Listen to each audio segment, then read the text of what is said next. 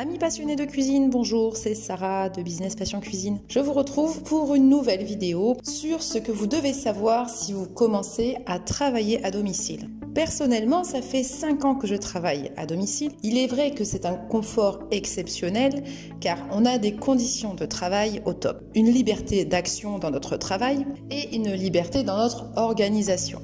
Le confort du travail à domicile fait que naturellement on est plus productif car on passe déjà beaucoup moins de temps dans des trajets inutiles, beaucoup moins de temps dans les bouchons et on est moins embêté par l'environnement de travail classique que vous connaissez peut-être déjà tous. Mais tout cela demande un minimum de préparation. Et c'est pour cette raison que je vais vous donner 5 petits conseils qui sont assez simples à suivre si vous voulez commencer à travailler à domicile. Le premier point de départ sera de définir votre style de travail. Nous avons tous une manière différente d'aborder le travail à domicile, d'aborder le travail tout court.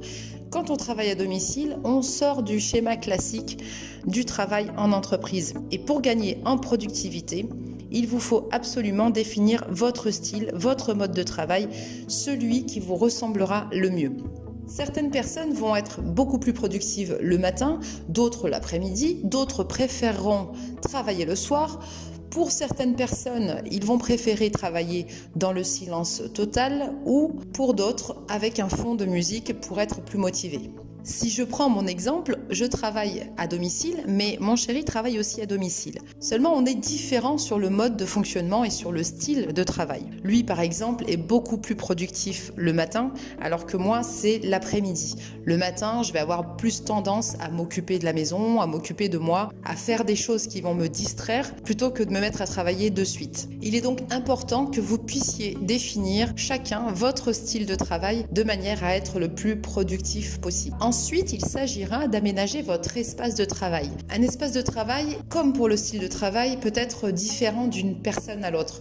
Nos besoins sont différents. Vous pouvez peut-être vous sentir plus à l'aise de travailler à la table de la cuisine, ou alors vous avez besoin d'un bureau un peu plus grand, d'une pièce isolée, besoin peut-être de pouvoir accrocher des mémos devant votre bureau. Votre espace de travail pourra peut-être aussi être constitué d'espaces de rangement pour vos documents, etc., etc. J'aime bien avoir un espace de travail un petit peu modulable, c'est-à-dire que j'ai mon PC que j'emporte un coup dans la cuisine, un coup dans le salon ou dans le bureau et ça me permet d'aborder mon travail différemment en fonction de l'endroit où je me trouve. Mais chacun doit trouver sa propre organisation et s'aménager son propre espace de travail qui lui convient. Le troisième petit conseil que je voulais vous donner aujourd'hui concerne votre mentalité. Ce n'est pas parce qu'on travaille de chez soi qu'il faut rester toute la journée en pyjama. Mettez-vous en condition comme si vous alliez travailler. Apprêtez-vous comme si vous alliez rejoindre des collègues sur votre lieu de travail. Par exemple, j'ai besoin de me préparer le matin, de me maquiller, de m'habiller comme si j'allais sur un espace de travail,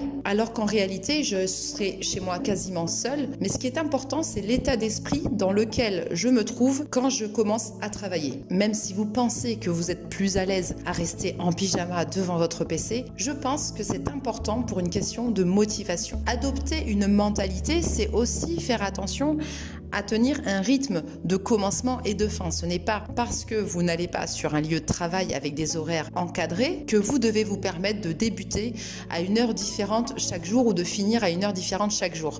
Imposez-vous un cadre où vous allez commencer à peu près à la même heure chaque jour et terminer à peu près à la même heure. Parce que le souci que vous allez rencontrer, c'est que vous allez vite vous laisser déborder par votre travail en vous disant « je suis chez moi, donc de toute façon, je peux travailler plus tard le soir, je peux commencer beaucoup plus tôt, je peux faire 50 heures dans la journée, etc. » Et ça, c'est contre-productif. Quatrième petit conseil, fixez-vous des horaires et des routines. Dans tous les cas, vu que vous ne serez pas dérangé par des collègues ou par votre patron, vous serez de toute façon en situation de concentration optimale. Mais en même temps, vu que vous n'avez pas de cadre imposé, il sera nécessaire de vous imposer vous-même votre cadre avec une liste de tâches à effectuer et une planification de ces tâches. Placez par exemple les tâches les plus créatives dans les moments où vous serez le plus innovant dans la journée. Et pour les autres tâches de routine, effectuez-les à d'autres moments. Je vous conseille également de planifier toute votre semaine à l'avance. Lorsque je travaillais en entreprise, j'ai hérité de cette habitude de planifier ma semaine à l'avance. Donc je m'en sers aujourd'hui quand je travaille de chez moi. Et par exemple, le lundi matin, je planifie toutes mes actions que je vais barrer au fur et à mesure de mes réalisations. Et le vendredi sera la journée du bilan de ma semaine. Je clôture ma semaine. Je regarde les actions que j'avais planifiées et celles que j'avais pu effectuer, celles que je n'ai pas effectuées durant la semaine. Ça me permet premièrement d'obtenir une certaine satisfaction quand je vois mes réalisations de la semaine et donc forcément ça me motive pour la suite. Et deuxièmement, ça me permet également de pouvoir réfléchir à la semaine suivante et reporter les actions non effectuées sur la semaine suivante. Cette planification d'actions vous permet également de ne pas vous laisser déborder par des tâches inutiles.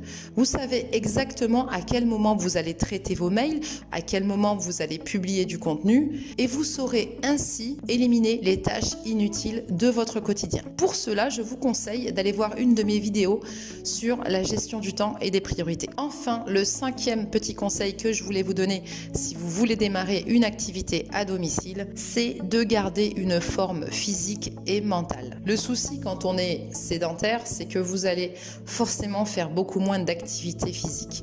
Donc la première chose, c'est de vous autoriser ou de vous obliger à effectuer une activité physique. Alors pas tous les jours, mais appliquez-vous une routine sportive. Alors pour ceux qui ont la chance d'avoir du matériel sportif à domicile, c'est l'idéal. Autrement, vous allez déjà pouvoir commencer à travailler debout une fois de temps en temps. Vous allez pouvoir faire des étirements tout au long de la journée. Pensez également à aller marcher, à aller courir, aller pourquoi pas à la salle de sport, ce qui vous permettra aussi de garder une sorte de lien social. Enfin, concernant votre forme mentale, il est important de vous inspirer des personnes qui vous entourent. En l'occurrence, ce ne sera pas vos collègues ni votre patron. Prenez le temps de garder un lien social avec votre famille ou avec vos amis. Le fait de garder une forme physique et mentale quand vous travaillez à domicile va vous permettre de stimuler votre créativité et votre productivité. Ça permet d'échanger en effet des bonnes pratiques, ça permet d'échanger des craintes, des doutes, des difficultés. Et parfois, on se rend compte que rien qu'en exposant ces difficultés, rien qu'en exposant ces blocages, on peut arriver à trouver des solutions qui nous semblent par la suite très évidentes. Enfin, accordez une importance toute particulière à votre déjeuner. Quand vous êtes chez vous, quand vous travaillez de chez vous, le piège à éviter, c'est de manger sur le pouce devant votre PC. Premièrement, vous mangez mal et deuxièmement, vous ne faites pas de pause. Il est important de garder cette routine sacrée du déjeuner. Donc sortez manger à l'extérieur, sortez manger avec une amie. Ça vous permettra de vous oxygéner l'esprit et surtout soyez à l'écoute du monde extérieur. C'est le meilleur remède contre l'isolement lorsque vous travaillez de chez vous. Voilà, j'espère que ces petits conseils vous seront utiles. N'hésitez pas à me mettre en commentaire sous cette vidéo votre style de travail. Est-ce que vous êtes plus du matin? Est-ce que vous êtes plus de l'après-midi, du soir? N'hésitez pas à inscrire ça en commentaire sous la vidéo. Ça serait intéressant de savoir comment chacun organise son temps de travail. Voilà pour ces petits conseils. Je vous dis à très vite pour de nouvelles vidéos et n'oubliez pas, l'argent ne fait pas le bonheur, mais le bonheur, c'est de vivre de sa passion pour la cuisine.